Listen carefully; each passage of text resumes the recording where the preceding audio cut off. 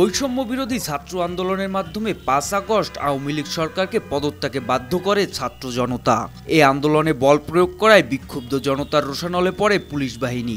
জীবন ঝুঁকিতে দায়িত্ব পালন থেকে সরে দাঁড়ান তারা। ফলে ট্রাফিক পুলিশহীন রাজধানীর সড়কে বিশৃঙ্খলা দেখা দেয়। এ পরিস্থিতিতে ৬ আগস্ট থেকে ট্রাফিক পুলিশের দায়িত্ব কাঁধে তুলে নেয় শিক্ষার্থীরা। যেহেতু স্বেচ্ছাশ্রম, এটা প্রত্যেকেরই ব্যক্তিগত ইচ্ছার উপরে। যেমন আমি আজকে সকালে ফজরের নামাজ পড়ে আসছি, এরপরে দুপুরে ১টার দিকে যেয়ে গোসল করে আসছি। এখন পর্যন্ত আসি, দেখা গেছে আমি রাত্রে ৫টা ৭টা পর্যন্ত থাকবো। আবার তারা দেখা গেছে আসছে আবার চলে যাচ্ছে।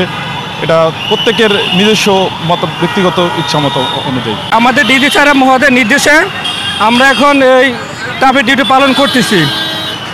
ছাত্রদের পাশাপাশি আমরাও সহযোগিতা করছি, যাতে সাধারণ মানুষের যাতে কোনো বিভ্রান্তির সৃষ্টি না করে, ট্রাফিক যেন গাড়ি ঘোড়া যেন কোনো জাম সৃষ্টি না হয়, সেই লক্ষ্যে আমরা কাজ করতেছি।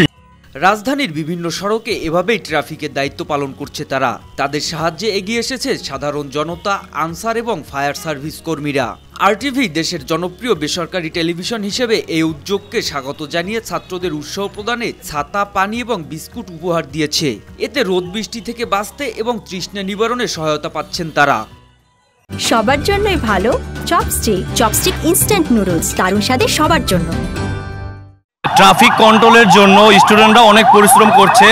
এটা দেখে আরটিভি কর্তৃপক্ষ মনে করেছে যে ওরা অনেক কষ্ট করছে এবং আরটিভি কর্তৃপক্ষের পক্ষ থেকে সামান্য ছাতা, বিস্কিট, পানি দিয়ে স্টুডেন্টকে উৎসাহ করার জন্য আরটিভি আসছে।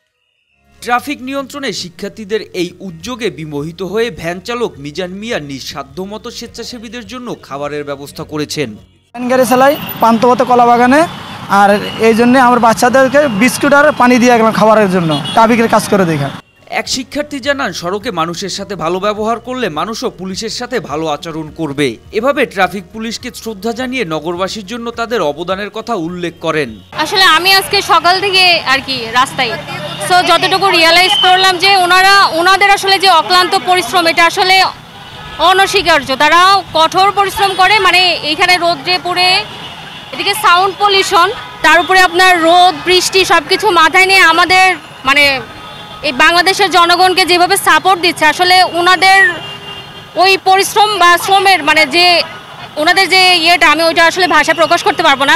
অলরেডি আমরা কয়েক ঘন্টা হয়ে গেছে, আমরা হচ্ছে তাদের জায়গায় আর কি তাদেরটা হয়তো বা তাদের মতো সেমটা আমরা দিতে পারতেছি কিনা জানি, তবে আমরা আমাদের মতো করে চেষ্টা করতে। সরকারের কাছে ছাত্রদের মতো ঘুষ চাঁদাবাজি মুক্ত ট্রাফিক ব্যবস্থা পাওয়ার আশা ব্যক্ত করেন সাধারণ মানুষ। তারা দেখিয়েছে কিভাবে ঘুষ ও চাঁদাবাজি বন্ধ করে সড়কে শৃঙ্খলা ফেরানো যায়।